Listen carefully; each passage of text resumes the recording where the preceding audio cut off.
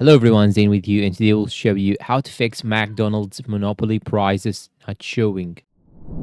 Okay, now in order to fix this issue, the problem is very simple to solve.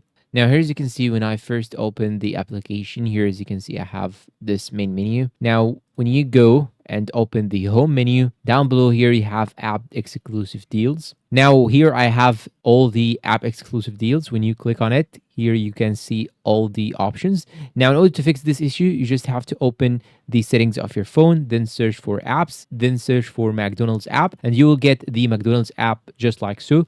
Go to the app permissions, then you want to go and click on the location, and you want to click on allow only while using the app.